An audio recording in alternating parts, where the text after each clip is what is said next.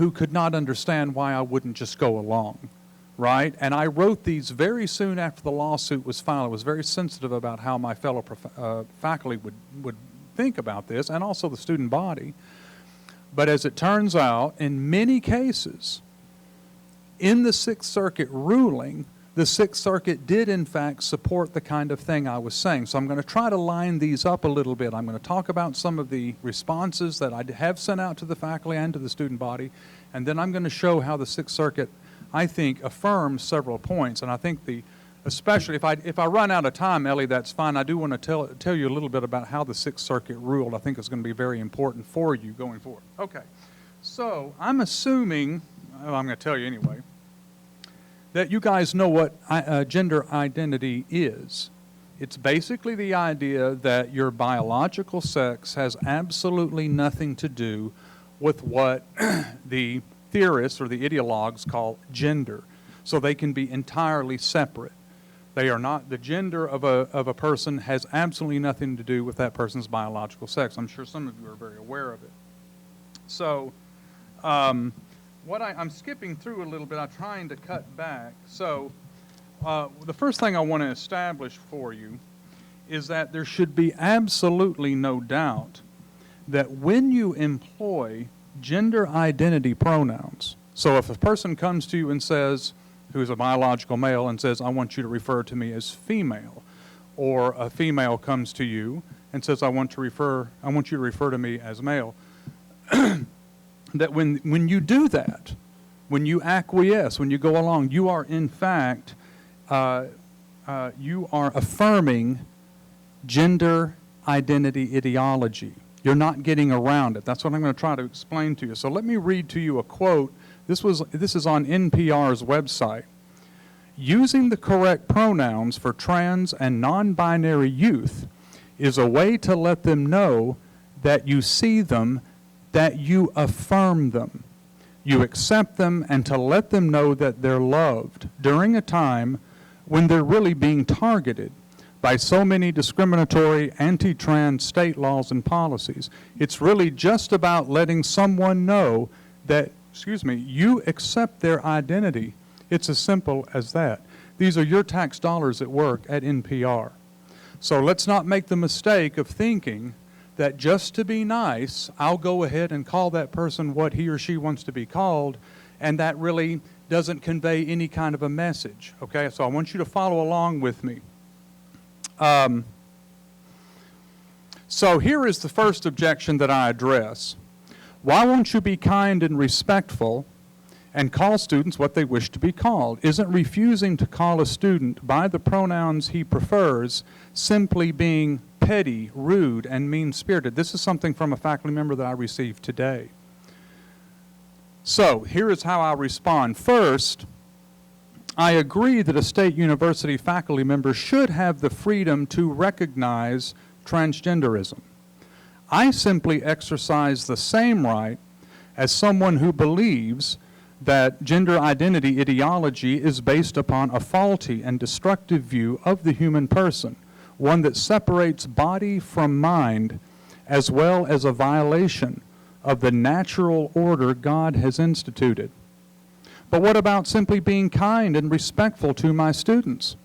Consider, can a Darwinist natural science professor be kind and respectful to creationists? Can feminists be kind and respectful to men and women who believe in complementarianism? Can progressives be kind and respectful to Trump supporters in their classes? I would certainly hope so, for the simple reason that showing kindness and respect does not preclude disagreement. Indeed, much of the negative commentary regarding my lawsuit seems to equate disagreement with disrespect. It is hard to imagine anything more detrimental to honest dialogue than equating the two. This tendency to equate honest disagreement with being rude or insensitive is deadly to the public university as a marketplace of ideas, and has led to what many observers believe is a silencing of opposition across higher ed. Being respectful does not require me to adopt terminology that validates a worldview I do not hold and believe is harmful. But, now this is the objection, you can't simply equate transgender persons to those who hold different political commitments or belief systems. In contrast to adherents of the positions you mentioned, transgender persons often undergo enormous personal struggles. They will continue to struggle with serious familial, vocational, and social obstacles, in large part because they are going directly against traditional gender roles and social expectations that you endorse by refusing to refer to them by their chosen gender. So here is my response to that. I certainly don't disagree that many who suffer from gender dysphoria have significant struggles and deserve appropriate expressions of compassion. All our students deserve to be treated with dignity and respect, regardless of whether we agree with them or their choices. But here we must get into the details of gender identity and its consequences, because being kind and compassionate requires we do so with understanding. Some view gender dysphoria as perfectly healthy and liberating because they believe gender is always and only a social construct. It is this liberation view that I think is the assumption behind SSU's gender identity policy and the disciplinary action it imposed on me. Others hold that transgenderism exacerbates a dangerous and unhealthy division between the physical body and mental states, with serious medical, psychological, social, and cultural ramifications that are unpredictable and deeply troubling. Paul McHugh, a distinguished professor at Johns Hopkins, calls transgenderism a pathogenic meme that spreads throughout a population and leaves casualties in its wake. Some of you, my faculty colleagues, some of you, of course, take the liberation view, whereas I and many of my supporters take the pathogenic meme view. Within this view, the pathogenic meme view, some hold that gender dysphoria is a type of disability, similar in many ways to an eating disorder or body integrity dysphoria. In other words, desire to have a healthy limb amputated. I would think that the public university is precisely the place where both sides of this question must be tolerated, which unfortunately did not happen at Shawnee State. For the sake of argument, let's assume the pathogenic meme view is correct, which is my view. Here the material question is whether calling a person by his or her preferred non-biological pronoun helps or hurts the person in question.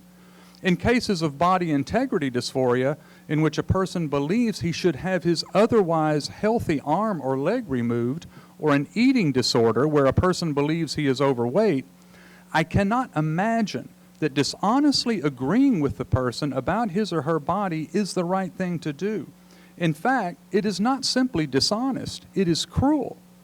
And when one considers the utterly traumatic and irreversible physical consequences of hormone treatments or transgender surgery, it's difficult to accept at face value the claim that those who affirm and thus encourage it are the ones being kind. A surgically created vagina is nothing more than a wound which the body seeks to heal and will require regular painful attention for the rest of the life of that patient. This is a quote from a New York Times editorial about a man who had this surgery done, and he's telling what it's like, okay? People who believe, a surgically created vagina is, okay, I already read that part. People who believe that what they are is something completely in contradiction to their genes, genitalia, ovaries, gonads, etc., may do irreversible damage to their bodies through chemical treatments or surgery, including to their ability to procreate. We should not assume the pedagogically responsible thing to do is to indulge a student's potentially destructive self-understanding. I would seriously question whether in just any context reinforcing body dysphoria is a good idea, whether we're talking about an eating disorder such as bulimia or anorexia, or body integrity disorder more generally, or gender identity specifically. If the pathogenic meme view is correct, kindness and respect would dictate that I be truthful, with tact, compassion, and humility, but truthful nevertheless. So the next objection, even if it isn't disrespectful or unkind to disagree with someone, what harm does it do to indulge these few students? Aren't you just making a mountain out of a molehill?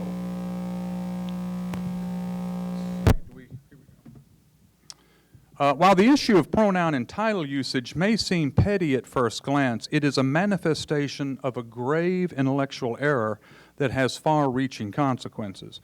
First, the idea that it really doesn't matter that much how college professors interact with students is not only grossly inconsistent with current expectations, it is also to greatly underestimate our influence upon students for good or ill. For those who question gender identity ideology, it is the reductio ad absurdum of modernity's tendency to completely sever the integral connection of mind and body. Once subjective mental states and feelings, rather than biology, dictate reality, virtually any identity is possible, and indeed, on the view being enforced at our university, must be affirmed. The separation of mind from body that gender identity assumes affects virtually every area of public controversy, including abortion. The fetus is only a part of the woman's body, not her mind, so she can regard it as a stranger or parasite. Involuntary euthanasia, once the conscious mind is no longer functioning, the body can be electively terminated. And marriage. Marriage may be based upon purely subjective emotions, having nothing to do with biological and reproductive fittingness, thus opening the door to polygamous and even incestuous marriages. The legal implications of recognizing transgenderism as a perfectly healthy and legitimate expression of gender identity, the liberation view, will not suddenly stop with familiar concerns that girls and women will be unable to protect their physical privacy. On gender identity ideology, there is no way to test the sincerity of men claiming to be women. There are now reports of women being sexually assaulted in showers by men claiming to be women, as well as convicted rapists supposedly transitioning to women and committing acts of sexual assault after transfer to women's prisons. The economic consequences for businesses that cater to women would be catastrophic. We are seeing girls as young as 13 being scheduled for mastectomies, though some will come to regret this momentous, irreversible decision to transfer to another gender. According to currents within transgender theory, a man identifying as a woman is increasingly antiquated. Many now question the concept of being male or female across the board. Women's rights or feminism will no longer make sense as a set of beliefs. We are living in a time in which, according to transgender ideology, a man can bear a child. Women's sports is itself hopelessly binary. We already see biological males competing against biological women and, of course, winning handily. What exactly will this do to Title IX? Does the administration have a plan for how to house biological men who claim to be women and desire a female roommate? What if a biological male decides he's a woman, tries out for women's volleyball or basketball, and demands a scholarship that would rob a woman from receiving it? So perhaps inadvertently, the SSU administration has now officially endorsed perhaps the most potent and destructive error in modern culture and wished to punish those who dared not uphold it. Plainly, there is vastly more at stake here than pronouns and titles. So let me go through very quickly the Sixth Circuit decision, and I think you'll be very impressed, not necessarily with my ability to foresee it, but how powerful it is. I don't know how many of you have read it. It's very easy to get, but it is an incredible decision. So first off, the Sixth Circuit ruled that requiring gender identity pronouns compromises the First Amendment. So I won on First Amendment grounds. I'm trying to skip a little bit here. After the lawsuit was filed, the university claimed that the use of pronouns has nothing to do with the academic freedom interests in the substance of classroom instruction. This was how the university argued, but the Sixth Circuit responds, that is not true. Any teacher will tell you that choices about how to lead classroom discussion shape the content of the instruction enormously. That is especially so here because Meriwether's choices touch on gender identity. a hotly contested matter of public concern that often comes up during class discussions in Meriwether's political philosophy courses. What the judges didn't know is that I teach an ethics requirement, and it comes up even more often in that particular course. Here is the court again. Titles and pronouns carry a message. The university recognizes that and wants its professors to use pronouns to communicate a message. People can have a gender identity inconsistent with their sex at birth. But Meriwether does not agree with that message, and he does not want to communicate it to his students. That's not a matter of classroom management. That's a matter of academic speech. Again, in case you're losing this, that was the Sixth Circuit saying that. Taken in context, his speech concerns a struggle over the social control of language in a crucial debate about the nature and foundation, or indeed real existence, of the sexes. That is, his mode of address was the message. It reflected his conviction that one sex cannot be changed, a topic which has been in the news on many occasions and has become an issue of contentious political debate. Now, by the way, I didn't mention this, but the university's accommodation was that if I am not going to call men women or women men or use gender identity pronouns, that I would have to stop using pronouns and titles with all students in all my classes from now on. We actually tried to get the dean of students at the time to say, well, what if I run into a student at Kroger or Mount Kilimanjaro? And she would not respond, meaning from that point on, I could never use a pronoun or title again with any student that I've ever, that goes to Shawnee State. Okay, so this is what the Sixth Circuit said about that. They said this was a practical impossibility that would also alter the pedagogical environment in his classroom. It would prohibit Meriwether from speaking in accordance with his belief that sex and gender are conclusively linked. So one of the things my lawyers hammered into my head from day one, Nick, do not lawyer. Never draw any implications from any of the cases. We're the lawyers and you're the plaintiff, okay? But that is so powerful. That is extremely powerful. Pronouns carry a message. And so people cannot force us to use those pronouns, gender identity pronouns, without violating the First Amendment. It looks pretty obvious, but I just did what they told me not to do. So I'm going to shut up. So here's another thing. How much time do I have? Where is she? 2 hours. 2 hours? Okay. Okay. Well, bring out some more dessert here. Okay. So the Sixth Circuit ruled that equating reluctance to employ gender identity affirming pronouns with sexism or racism is discriminatory. So part of what the university tried to argue was that, well, if we allow Meriwether not to use these gender identity pronouns, well, that means we have to allow sexism and racism, right? So I could get up in front of my class and make sexist and racist remarks because, after all, freedom of speech. And notice what the Sixth Circuit says about that. So state actors, let's see if I make sure I'm doing this right. One of the earliest, state actors must give, that is the university, must give neutral and respectful consideration to a person's sincerely held religious beliefs. Meriwether was entitled to a neutral decision maker who would give full and fair consideration to his religious objection as he sought to assert it in all of the circumstances in which this case was presented, considered, and decided. Meriwether respectfully sought an accommodation that would both protect his religious beliefs and make Doe feel comfortable.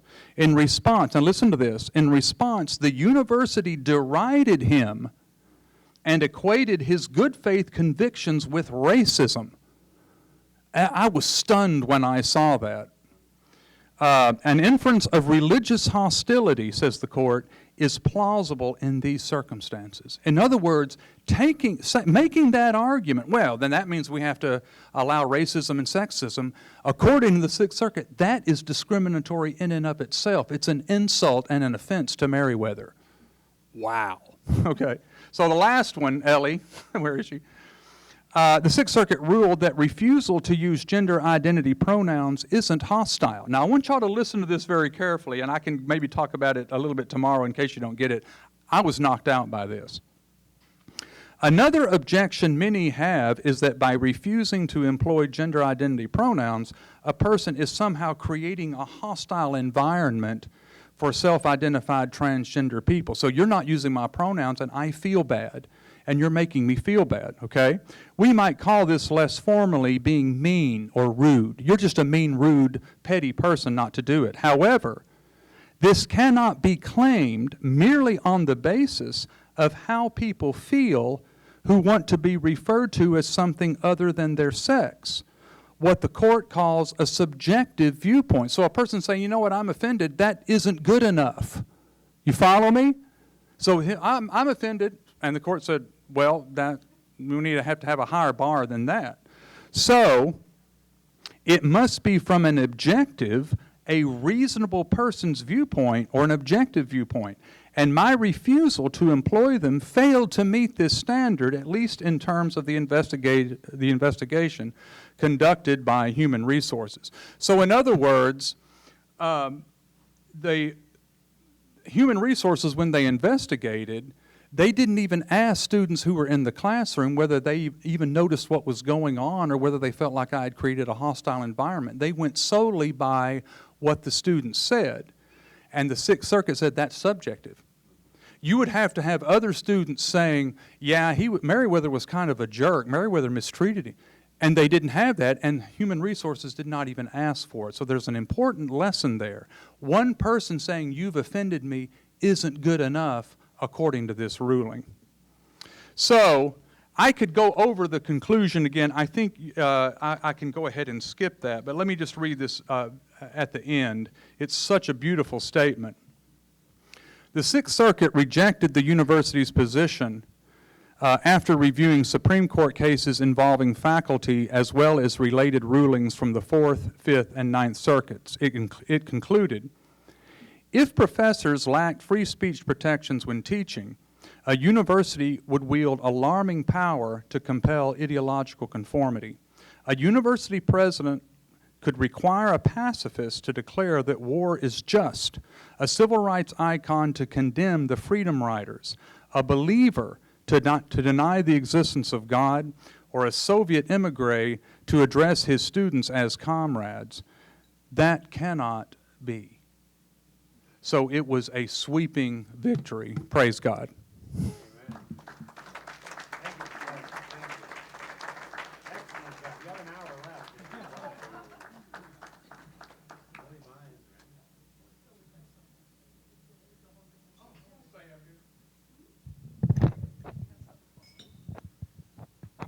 Hey, listen, was that a stand-up guy? Huh? Was that? And let me tell you how I found that stand-up guy. One of the new people that have come into the group for Vermont Grassroots. He just fits like a glove in Vermont Grassroots people. Yeah, he fits right in like a glove. And one of my friends, she sent me a video about Professor Meriwether, and said, what do you think about having him here? I want him here. She says, he might come and bring his attorneys too. Well, that didn't happen, but you did a good job of representing them, and I shall let them know that. I just want you to know, every one of you, how important you are. Like my friend Lynn, who says, what about Professor Meriwether? You know, so all of you can be involved and help out by saying, how about a Professor Meriwether join our group? Isn't that great? It's great. So it's not all Ellie, trust me. It's not all Ellie. It's far from it. Something I probably should have said at the end, let me just say it very quickly. Some of you out there are going to be called